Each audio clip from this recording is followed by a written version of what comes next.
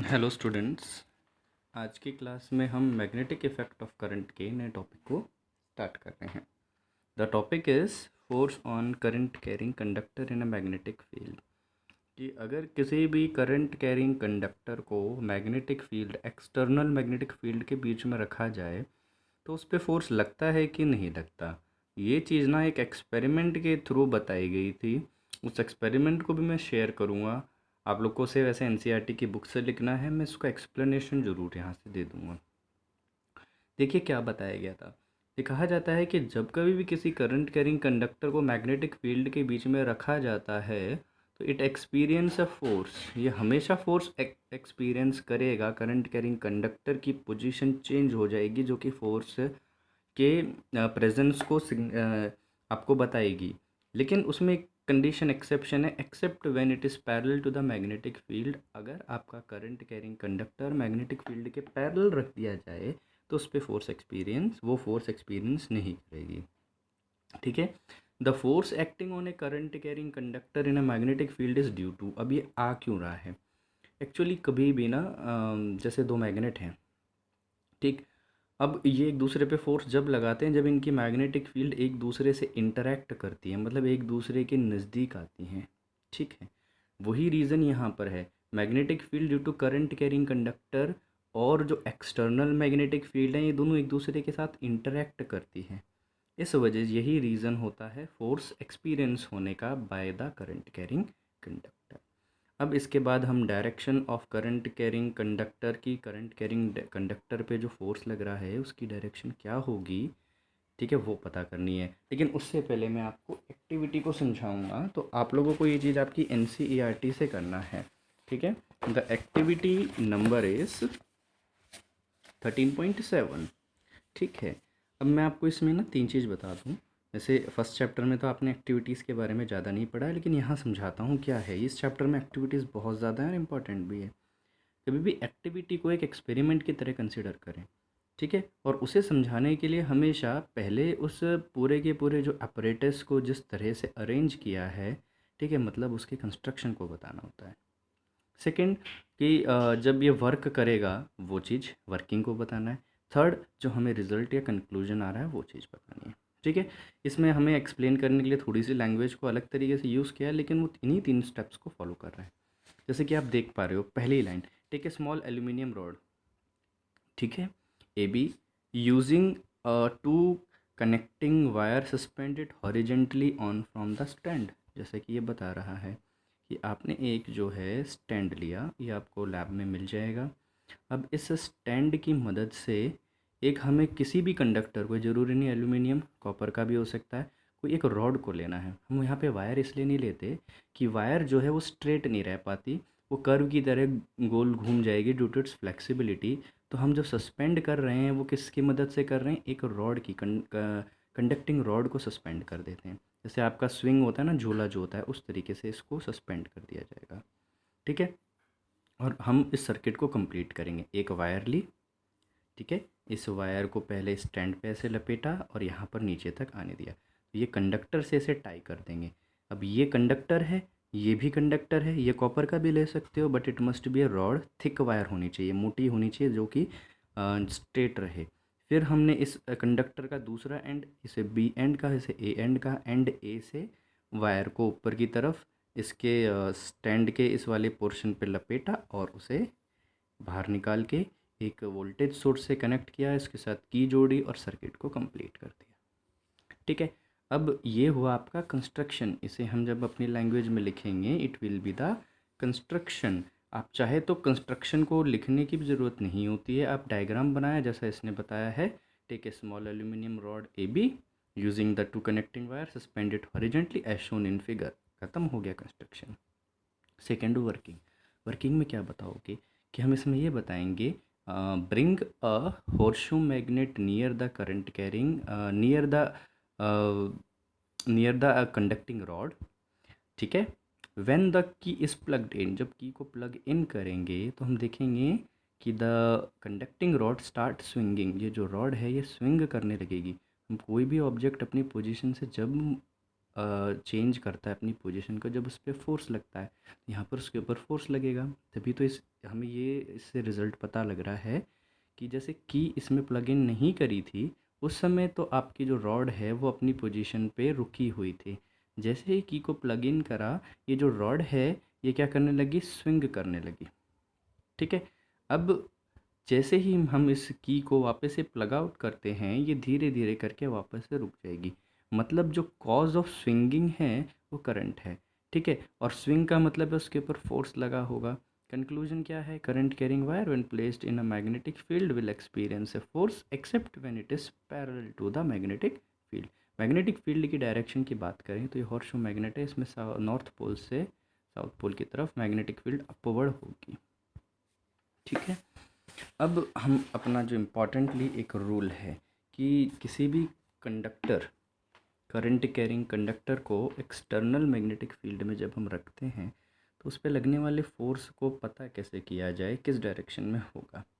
ठीक है, इसको पता करने के लिए बेसिकली हम यूज़ करते हैं फ्लेमिंग्स लेफ्ट हैंड रूल। इसे बहुत बार मोटर रूल के नाम से भी जाना जाता है।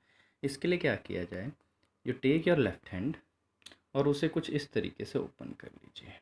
ठीक है, आप देख सकते हैं मेरे हैंड को कि आपको इसे कुछ ऐसे ओपन करना है। ठीक है, इसमें होगा क्या कि आपका thumb and forefinger are perpendicular. अगर हम ऐसे देखें तो हमारा middle finger and forefinger is perpendicular. और अगर 3 डायमेंशनल व्यू से अगर बात करी जाए तो ये जो थंब है ये भी इस मिडल फिंगर के परपेंडिकुलर है। Middle finger and thumb is also perpendicular to each other. अगर पैरेलल शिफ्टिंग जैसा एक टॉपिक होता है वैसे आप लोगों को नहीं पढ़ाया गया है कि मतलब इस डायरेक्शन को आगे की तरफ यहाँ पर लाया जाए पैरेलली शिफ्ट करा के, तो देखने को मिलेगा कि ये दोनों एक दूसरे के परपेंडिकुलर हैं। ठीक है, इसे कहा जाएगा म्यूचुअल परपेंडिकुलर। ये तीनों के तीनों फिंगर एक दूसरे के परपेंडिकुलर हैं। इस तरीके से स्ट्रेच करना and remember left hand force is obtained by the Fleming's left hand. अब एक बेसिक सा याद रखिएगा, देखो यहाँ से अगर फिंगर देखें, सबसे पहले यहाँ थंब आ रहा है, फिर हम नीचे की तरफ डाउनवर्ड की तरफ जाए तो सेकंड फोर फिंगर और उसके बाद अगली मिडल फिंगर। तो हम इसे बोलेंगे फादर, मदर, चाइल्ड। ठीक है, father F for father, F for force, mother M for magnetic field, M for mother, C for child, C for current. मतलब अगर हमें फोर्स करंट कैरिंग कंडक्टर पे निकालना है तो ये जो दो फिंगर्स हैं इन दो फिंगर्स को इनकी डायरेक्शन में रख दो तो आपको फोर्स की डायरेक्शन मिल जाएगी। मतलब ये वाली फिंगर मैग्नेटिक फील्ड की डायरेक्शन में, ये वाली फिंगर करंट की डायरेक्शन में, तो जो थंब की डायरेक्शन है फोर्स को रिप्रेजेंट करने लगेगी। इसको अप्लाई भी करवाऊँगा। ठीक है, इसी को हमने यहाँ लैंग्वेज में रिप्रेजेंट किया है। क्या रिप्रेजेंटेशन किया है कि स्ट्रेच द थंब, आप अपने थंब, फोर फिंगर और मिडल फिंगर को एक दूसरे के म्यूचुअली परपेंडिकुलर टच कर लीजिए। इफ़ फोर फिंगर, बेटा ये फोर फिंगर है, index finger, if four finger points in direction, अगर हमने फोर फिंगर को मैग्नेटिक फील्ड की डायरेक्शन में रखा, सेंट्रल फिंगर को करंट जिस डायरेक्शन में फ्लो कर रहा है उस डायरेक्शन में रखा, तो आपका ये जो स्ट्रेच्ड थंब है ये शो करेगा डायरेक्शन ऑफ फोर्स को। एप्लीकेशन क्या है, ठीक है, इसी एप्लीकेशंस में समझाएंगे। इलेक्ट्रिक मोटर जब आप पढ़ोगे तो इलेक्ट्रिक मोटर में जो एक हमारा रेक्टेंगुलर लूप होता है, ठीक है, रेक्टेंगुलर क्लोज पाथ होता है, उसे हम आर्मेचर के नाम से जानेंगे। उसका मैं एक एनिमेटेड वीडियो आप लोग को शेयर करूँगा। ठीक है, तो उस रेक्टेंगुलर लूप जो है, उस रेक्टेंगुलर लूप के जो वेरियस, क्योंकि रेक्टेंगल में चार आपके एजेस होते हैं, साइड्स होती हैं, चारों एजेस या साइड्स के ऊपर लगने वाले फोर्स की डायरेक्शन पता करने के रूल को हम फ्लेमिंग लेफ्ट हैंड रूल कहते हैं, इसलिए इसे मोटर रूल भी कहा जाता है। और किसी अलग अलग केसेस में कि बीम ऑफ ए चार्ज है, मतलब चार्ज एक जगह से दूसरी जगह फ्लो कर रहा है, तो उससे अगर मैग्नेटिक फील्ड के बीच से मूव करा दिया जाए तो उसके ऊपर कितना फोर्स, किस डायरेक्शन में फोर्स लगेगा, कितना लगेगा, बेटा वो भी आप लोग पढ़ोगे लेकिन 12th में नहीं। ठीक है, अब ज़रा देखते हैं ये चीज़। वैसे तो मैंने फर्स्ट चैप्टर में आपको पहले भी पढ़ाई है इलेक्ट्रिसिटी में, टाइप ऑफ चार्जेस। देखो, पॉजिटिव चार्ज, नेगेटिव चार्ज और neutral particle. Positively charged particle, negatively charge particle और न्यूट्रल पार्टिकल, ऐसे आपके रहते हैं। प्रोटॉन अल्फ़ा पार्टिकल और कैटाइन्स ये सभी positive charge, electrons, beta particles and anion ये सभी negative particles, neutron, gamma particle, atoms ये neutral particles. Direction direction of current and direction of motion, ये दो चीज़ें याद रखना कि हम ये एक छोटे से कुछ रूल के ऊपर आ रहे हैं। करंट की डायरेक्शन और motion of positive charge particle की डायरेक्शन हमेशा सेम होती है। हम ये कह सकते हैं, जैसे मैंने लिखा है direction of current and the direction of motion of positive particle is always same. ये भी लिख सकते हैं direction of current is always same as the direction of positive charge particle. अगर कोई एक पॉजिटिव चार्ज पार्टिकल किसी डायरेक्शन में जा रहा है तो वो डायरेक्शन करंट की ही डायरेक्शन होगी, क्योंकि फ्लेमिंग लेफ्ट हैंड रूल जब हम अप्लाई करते हैं तो हमारा यहाँ पे कहीं पर ये नहीं बोला कि डायरेक्शन ऑफ चार्ज, कह रहा है direction of current, conventional current की बात कर रहा है, इसीलिए ये जो डायरेक्शन ऑफ हम पॉजिटिव चार्ज को लेंगे। ठीक, देन इम्पॉर्टेंट है ये वाला पॉइंट, इसको समझिएगा, इम्पॉर्टेंट है ये वाला point. Direction of current is important इसलिए कह रहा हूँ क्योंकि यहाँ पे इससे इसके ऊपर बने हुए क्वेश्चन थोड़े से गलत हो जाते हैं कई बार। Direction of current is opposite to the direction of motion of negative charge. अगर मान लो नेगेटिव चार्ज किसी डायरेक्शन में मूव कर रहा है तो करंट प्रोड्यूस होगा, लेकिन करंट प्रोडक्शन की डायरेक्शन नेगेटिव चार्ज के मोशन की डायरेक्शन के अपोजिट होगा। अगर नेगेटिव चार्ज नीचे की तरफ मूव कर रहा है तो करंट ऊपर की तरफ मूव करेगा। Movement of neutral particle does not produce any current. जब करंट ही प्रोड्यूस नहीं हो रहा तो उसके ऊपर फोर्स नहीं लगेगा। रीज़न क्या है, फोर्स लगने का कारण क्या है कि आपके करंट कैरिंग कंडक्टर की magnetic field external magnetic field से इंटरेक्ट करेगी। फोर्स जब भी लगता है जब दो मैग्नेटिक फील्ड एक दूसरे से इंटरेक्ट करती है, टकराने की कोशिश करती है, एक दूसरे को क्रॉस करने की कोशिश करती है, नज़दीक आती है मान लो, ठीक है। लेकिन जब आपका न्यूट्रल पार्टिकल है तो मैग्नेटिक फील्ड बनाएगा ही नहीं, तो इसके ऊपर फोर्स नहीं लगने वाला, ठीक है। Determine the direction of force when alpha particle drop, एक छोटा सा क्वेश्चन दिया है, वैसे तो डायग्राम देता तो स्पेसिफिक हो जाता, यहाँ पे तो बहुत सारे केसेस बनेंगे, मैंने दो केसेस बताए कि मान लो कि एक मैग्नेटिक फील्ड इस प्लेन ऑफ पेपर में राइटवर्ड्स है और इसके परपेंडिकुलर एक अल्फ़ा पार्टिकल को ड्रॉप किया गया, तो बताना इस पर फोर्स क्या लगेगा। तो देखो मैग्नेटिक फील्ड गिवन, फोर्स निकालना है, लेकिन हमें करंट चाहिए। तो अल्फ़ा पार्टिकल कैसे टाइप का पार्टिकल है, ऊपर देखा था positive charge, positive charge particle इसकी में ड्रॉप किया गया है परपेंडिकुलर नीचे की तरफ, ठीक है। तो आपका पॉजिटिव चार्ज पार्टिकल डाउनवर्ड जा रहा है तो करंट भी क्या होगा, पॉजिटिव चार्ज पार्टिकल की डायरेक्शन में करंट भी मिल गई, दो चीज़ें मिल गई, तीसरी आ जाए, क्योंकि फ्लेमिंग लेफ्ट हैंड रूल में सिर्फ तीन ही वेरिएबल हैं, तीन ही टर्म्स हैं, दो अननोन है तो थर्ड अपने आप निकल जाएगा, मतलब दो नोन हो तो थर्ड अपने आप निकल जाएगा, सॉरी दो नोन हो, ठीक है। देखिए सबसे पहले अपने इस तरह से स्ट्रेच कर लिया जाए, सबसे पहले मैग्नेटिक फील्ड की डायरेक्शन को मैच करा के देखो कि क्या ये फोर फिंगर मैग्नेटिक फील्ड की डायरेक्शन में है, डेफिनेटली है। अब देखना है करंट, क्या ये जो मेरी स्ट्रेच्ड फिंगर, मिडल फिंगर, क्या करंट की डायरेक्शन में जा रही है, डाउनवर्ड डायरेक्शन। तो आप देखो थंब किस तरफ पॉइंट कर रहा है, आप देखो आपकी स्क्रीन की तरफ, और मैं अगर कहूँ तो प्लेन ऑफ पेपर से बाहर की तरफ आउटवर्ड डायरेक्शन, अपवर्ड नहीं, it is outward to the plane of paper, ठीक है। अपवर्ड ये कहलाती, ठीक है, इस प्लेन में ऊपर की तरफ, ये outward to the plane of paper कहा जाएगा, ठीक है। मैंने आपको अप्लाई करके भी दिखाया है, सेम वे में आपको अप्लाई करना है। देखो by applying Fleming's left hand rule direction of force on alpha particle is outward to the plane of paper, ठीक है। ये इंपॉर्टेंट पॉइंट था जो बताया था। अब देखिए अल्फ़ा पार्टिकल इज ड्रॉप्ड, इसमें अगर मैग्नेटिक फील्ड इस तरफ भी हो सकती थी तो ठीक है, कोई दिक्कत नहीं, तो कई बार इन्हें अप्लाई करने में दिक्कत आती है, ठीक। अब ऐसे हाथ किया जाए, अब मैं भी क्या है, अब मैं दूसरे हाथ को यूज़ नहीं कर सकता तो दिक्कत आ रही है, तो आप उस केस में क्या किया करो कि ऐसे ना अपनी नोटबुक ऐसे ऊपर खड़ा कर लिया करो। अब आप इस कंडीशन में बड़े आसानी से अप्लाई कर पाओगे फ्लेमिंग लेफ्ट हैंड रूल को। थोड़ी कोशिश मैं भी करके देखता हूँ, देखिए आप, ठीक है, इजीली अप्लाई हो पाएगा। तो आप देखो प्लेन ऑफ पेपर, ये मेरी जो फिंगर है, मिडल फिंगर है, ये डाउनवर्ड है, लेफ़्ट डायरेक्शन में मेरा फोर फिंगर है जो मैग्नेटिक फील्ड की डायरेक्शन को शो कर रहा है। तो थंब जो है inward to the plane of paper. एक बार ज़रा दोबारा से कोशिश करके देखते हैं। जैसे ये आपका फ्लेमिंग लेफ्ट हैंड रूल का, तो ये डायरेक्शन जो है वो होगी मैग्नेटिक फील्ड की। अब आप देखोगे नीचे की तरफ ये डायरेक्शन जो है वो शो कर रही है आपके किसको, करंट को। तो आप देख पा रहे हो थंब, अब थंब नहीं दिखेगा ऐसे, अब यहाँ से देखिए the thumb is showing the direction of magnetic direction of force on alpha particle.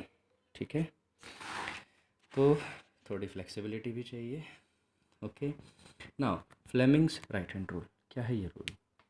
हम लोगों ने EMI जो इंड्यूस करंट वाला टॉपिक पढ़ा था, इस रूल का यूज़ वहाँ पर होता है कि मान लो किसी भी आपका कंडक्टर है, क्लोज कंडक्टर है, उसके अंदर करंट जनरेट होता है बाय द फैराडेज के जो एक्सपेरिमेंट के थ्रू, आज एक्सपेरिमेंट भी पढ़ेंगे। ठीक है, तो आपको करंट की डायरेक्शन कैसे पता करनी है, तो वो यूज़ होगा फ्लेमिंग राइट हैंड रूल से। सेम तरीके से तीनों फिंगर को ऐसे स्ट्रेच कर लिया जाए। ठीक है, तीनों फिंगर्स को ऐसे स्ट्रेच कर लिया जाए, वही है मदर फादर मदर चाइल्ड। लेकिन इसमें लिखा हुआ मिलता है थंब के लिए मोशन। खुद सोचिए कोई भी चीज़ किस डायरेक्शन में मूव करेगी, जिस डायरेक्शन में फोर्स लगेगा तो फोर्स की डायरेक्शन, मोशन की डायरेक्शन सेम होगी। मदर मैग्नेटिक फील्ड, और यहाँ पे चाइल्ड करंट, लेकिन इस करंट का नाम होगा इंड्यूस्ड करंट, जो करंट प्रोड्यूस हुआ है मैकेनिकल एनर्जी के इलेक्ट्रिकल एनर्जी में कन्वर्ट होने के कारण जो करंट जनरेट हुआ है वो वाला करंट। ठीक है, अब ज़रा हम इससे रिलेटेड कुछ और एक्टिविटीज़ को करते हैं। बेटा ये एक्टिविटी जो है आपके पेज नंबर 233 पे शो करी हुई है। ठीक है, एक्टिविटी क्या बोल रही है उसको समझते हैं। ये एक्टिविटी आपको नोट डाउन करनी है, मीन्स एक्टिविटी 13.8। एक्टिविटी कुछ ये बता रही है, मैं इसके बारे में आप लोगों से डिस्कशन कर चुका हूँ रिलेटिव मोशन के टॉपिक के अंदर ना। रिलेटिव मोशन मतलब ये कि वो जो आपने लूप लिया था सोलोनॉइड जैसा, एक कॉइल ली थी, ठीक है, जिसे हम लोगों ने सेकेंडरी कॉइल कहा था। अभी मैं टर्म सारी बताऊंगा। ठीक है, सेकेंडरी कॉइल मतलब देखो कॉइल हम दो तरीके की कंसिडर करते हैं। जिसमें सोर्स ऑफ वोल्टेज लगा होता है उसे हम प्राइमरी कॉइल कहते हैं, और जिसके अंदर करंट जनरेट होगा जिसमें वोल्टेज सोर्स कनेक्ट नहीं हो रखा है उस कॉइल को हम लोग सेकेंडरी कॉइल कहते हैं। Difference between coil and solenoid basic सा इतना ही है, कॉइल में भी मल्टीपल टर्न्स होते हैं, सोलोनॉइड में भी मल्टीपल टर्न्स होते हैं, बट सोलोनॉइड के केस में डायामीटर जो होगा टर्न का वो छोटा होता है आपकी लेंथ ऑफ सोलोनॉइड से। कॉइल के केस में डायामीटर बड़ा होता है एज़ कम्पेयर टू लेंथ। बस इतना सा ही आपका डिफरेंस है इन दो टॉपिक के अंदर। ठीक है, अब ज़रा समझने की कोशिश करना। एक्टिविटी क्या कहती है कि यहाँ पर हमने एक कॉइल ली, इसको बेसिकली कहा जाए तो सेकेंडरी कॉइल कहा जाएगा क्योंकि कोई वोल्टेज सोर्स नहीं है। ये गैल्वेनोमीटर जानबूझ के हम लोगों ने इसलिए लगाया है कि करंट इसमें प्रोड्यूस होगा तो बहुत नेग्लिजिबल भी हो सकता है, तो पता कैसे किया जाए। तो यहाँ पर हम लोग एमीटर की जगह गैल्वेनोमीटर यूज़ करेंगे, that can measure a negligible current also. ठीक है, अगर हम कहें कि यहाँ पर हमने एक मैग्नेट को लिया, मैग्नेट को जैसे जैसे नज़दीक लेके आता जाऊँगा इस आपकी सेकेंडरी कॉइल के, तो जो मैग्नेटिक फील्ड लाइन जिसे मैंने कहा था मैग्नेटिक फ्लक्स जो इसमें से गुजरेगा, इसको क्रॉस करेगा, वो क्या होगा, इंक्रीज़ होता जाएगा। एक्चुअली आप ना इसके चारों तरफ एक मैग्नेटिक फील्ड ड्रॉ कर लीजिए, मैग्नेटिक फील्ड लाइंस को ड्रॉ कर लीजिए। ठीक है, तो ये जो मिडल वाली है बिल्कुल सेंटर से निकलती है, थोड़ा दूर तक जाती है, और रिमेनिंग क्या है, कुछ डिस्टेंस ट्रैवल करने के बाद वापस लौट कर साउथ पोल में आ जाती है। तो जब मैं इसको नज़दीक लाऊंगा तो अभी तो ऐसा है, इस पर्टिकुलर पोजीशन पर ऐसा मान लो कि ये वाली मैग्नेटिक फील्ड लाइन इसमें से गुजर पा रही है, जैसे कह रहा हूँ फ्लक्स इसमें से क्रॉस कर पा रहा है सेकेंडरी कॉइल में से। इसको थोड़ा नज़दीक और लाऊंगा तो जो फ्लक्स क्रॉस करेगा वो थोड़ा इंक्रीज़ होगा, और नज़दीक लाऊंगा तो और इंक्रीज़ होगा। तो इसके मूवमेंट के कारण जो फ्लक्स है कॉइल से जो क्रॉस कर रहा है, पास कर रहा है, वो कंटिन्यूसली चेंज हो रहा है, तो करंट इंड्यूस होगा। अब इस एक्सपेरिमेंट में ये चीज़ देखी गई, जब इसको इसकी तरफ मूव कराया गया तो गैल्वेनोमीटर ने मान लो राइट में डिफ्लेक्शन किया। फिर इसको अगर इसके बीच में जब सबसे ज़्यादा डिफ्लेक्शन आ रहा था उस जगह रोक लिया गया तो करंट उसी समय ज़ीरो हो गया। तो मतलब ये नहीं था कि ज़्यादा से ज़्यादा मैग्नेटिक फ्लक्स इसमें से क्रॉस करे, कॉज करंट के इंड्यूस होने का कारण ये था कि जो फ्लक्स है वो इसमें से जो क्रॉस कर रहा है वो हमेशा क्या हो, बदलता रहे। अगर फ्लक्स बदलेगा तो करंट इंड्यूस होगा। फिर इस एक्सपेरिमेंट ने फैराडे ने क्या किया, मैग्नेट को अपोजिट डायरेक्शन में मूव कराया। पहले टुवर्ड्स द कॉइल, अब अवे फ्रॉम द कॉइल कराया, तो फ्लक्स कंटिन्यूसली डिक्रीज होता चला गया। और उस समय ये जो गैल्वेनोमीटर की निडल है इसने अपोजिट डायरेक्शन में डिफ्लेक्शन शो करा। ये क्या शो कर रहा है कि आपका करंट जो है इंड्यूस हो रहा है due to movement of magnet. Basic cause वही है, हमने पढ़ा था, current induces in any coil when flux passes through, magnetic flux passes through it changes. अब हम जैसा ऑपरेशन कराना चाहे वैसा करा ले, बट फ्लक्स इसमें से क्या होना चाहिए, चेंज। इसको यहाँ रख के घुमा लो गोल, जो मोटर में होता है, इसको ऐसे रखा रहे और इसको भी फिक्स रखो, इसको गोल घुमा दो। गोल घुमा दोगे तो डेफिनेटली इसमें करंट प्रोड्यूस होना शुरू हो जाएगा। ठीक है, अब एक और प्रोसेस है, एक और एक्टिविटी है, ठीक है, वो है 13.9। ये एक्टिविटी में किसी का कोई मूवमेंट नहीं होने वाला। यहाँ पर दो तरह की कॉइल यूज़ करी जाएगी, कॉइल 1, कॉइल 2। इसमें वोल्टेज सोर्स बैटरी लगी है, तो इसका नाम रहेगा प्राइमरी कॉइल।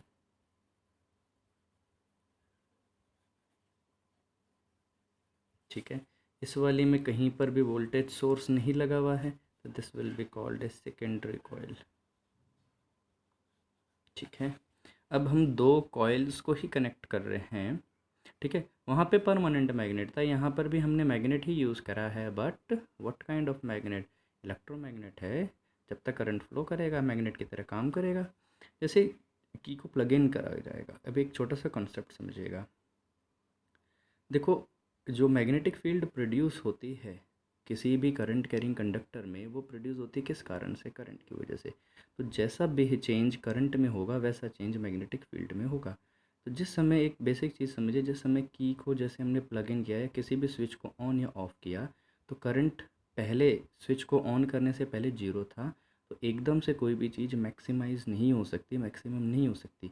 तो वो जो एक छोटा सा फ्रैक्शन ऑफ सेकंड्स का टाइम होता है, उस समय करंट जो है जीरो से अपनी मैक्सिमम कांस्टेंट वैल्यू पर आता है। उस दौरान करंट क्या करता है, इंक्रीज़ करता है। अगर करंट इंक्रीज़ कर रहा है, तो मैंने क्या बोला, करंट, मैग्नेटिक फील्ड, ये दोनों एक दूसरे से फिक्स एसोसिएटेड है। करंट की वजह से मैग्नेटिक फील्ड हो रही है। जब करंट इंक्रीज़ कर रहा है तो मैग्नेटिक फील्ड जो प्रोड्यूस होगी वो भी क्या होगी, इंक्रीजिंग होगी। इससे प्रोड्यूस होने वाली मैग्नेटिक फील्ड इंक्रीजिंग है, तो इसमें से पास करने वाला जो मैग्नेटिक फ्लक्स भी क्या होगा, इंक्रीजिंग होगा। इंक्रीजिंग मतलब चेंजिंग, लगातार बढ़ता हुआ। तो गैल्वेनोमीटर किसी एक तरफ डिफ्लेक्शन देगा, suppose it is showing deflection in right. कुछ उस हल्के से फ्रैक्शन ऑफ सेकंड्स के बाद करंट कांस्टेंट हो जाएगा और यहाँ डिफ्लेक्शन वापस से जीरो पे आ जाएगा, गैल्वेनोमीटर जीरो पे आ जाएगा। करंट उतनी देर ही प्रोड्यूस होगा आपकी सेकेंडरी कॉइल में जितनी देर के लिए उसमें से चेंज होने वाला मैग्नेटिक फ्लक्स पास करेगा। बेसिक रूल ये है। अब हमने क्या किया, अगर स्विच को ऑफ़ किया तो जो करंट अपनी मैक्सिमम कांस्टेंट वैल्यू अटेन कर चुका था वो वापस से जीरो की तरफ आएगा। ठीक है, तो मैक्सिमम से जीरो एकदम से नहीं होगा, बहुत छोटे से समय, टाइम बहुत कम लगेगा, लेकिन कुछ तो समय होगा जिसमें यहाँ पे करंट का रिएक्ट, करंट प्रोड्यूस होगा नहीं होगा वो चीज़ पता लग सके। करंट मैक्सिमम से डिक्रीज़ हो रहा है, करंट डिक्रीज़ हो रहा है, तो जो मैग्नेटिक फील्ड बनी थी, जो मैक्सिमम मैग्नेटिक फ्लक्स ये बना रहा था, वो उससे भी डिक्रीज़ होना शुरू होगा। तो मैग्नेटिक फ्लक्स कंटिन्यूसली मैक्सिमम से जीरो की तरफ डिक्रीज़ होता हुआ आएगा। मतलब डिक्रीजिंग मैग्नेटिक फ्लक्स, मतलब चेंजिंग मैग्नेटिक फ्लक्स ये प्रोड्यूस करेगा। तो इसमें से गुजरने वाला मैग्नेटिक फ्लक्स भी चेंजिंग होगा and it will show deflection, but now in opposite direction. ये क्या चीज़ है बेटा, बहुत बार पढ़ चुके हो, ये कोर है। ठीक है, बस बेटा इतना ही था आपके जो मैग्नेटिक इफ़ेक्ट ऑफ करंट जो चैप्टर आपके यूटी में आ रहा है उसमें इतना ही है। लेकिन एक छोटे से एग्जांपल को और हम लोग यहाँ पर डील कर लेते हैं। देखो, एनसीईआरटी का एग्जांपल ही है। क्या बोला हुआ है, एक मैग्नेटिक फील्ड बनाई हुई है। देखो क्वेश्चन देने के तरीके ये, एक मैग्नेटिक फील्ड आपको बना के दे रखी है। बोला गया है इलेक्ट्रॉन इस पर परपेंडिकुलरली मूव कर रहा है डाउनवर्ड डायरेक्शन में। तो इस पे लगने वाले फ़ोर्स की डायरेक्शन क्या आएगी। देखो, हमें फ़ोर्स की डायरेक्शन पता करने के लिए दो चीज़ों की ज़रूरत है, मैग्नेटिक फील्ड की डायरेक्शन और करंट की। इलेक्ट्रॉन की डायरेक्शन से हमें मतलब नहीं है, करंट की। तो मैंने उस समय एक चीज़ बताई थी कि इलेक्ट्रॉन की डायरेक्शन और करंट की डायरेक्शन हमेशा अपोजिट होगी। तो करंट कौन सा होगा, अपवर्ड होगा। अगर करंट अपवर्ड डायरेक्शन में होगा, ठीक है, अगर करंट अपवर्ड डायरेक्शन में होगा तो हम डेफिनेटली क्या देख सकते हैं, फोर्स को पता कर सकते हैं। आपका four finger will point in the direction of magnetic field. ये जो आपकी मिडल फिंगर है ये पॉइंट करेगी करंट की डायरेक्शन में, जो कि अपवर्ड होगा क्योंकि ये नेगेटिव चार्ज है। तो आप देख पा रहे हो thumb is pointing towards the page that is inward to the plane of paper. इसका आंसर आएगा inward to the plane of paper, नहीं तो into the page of plane of paper. Option D is the answer. Okay,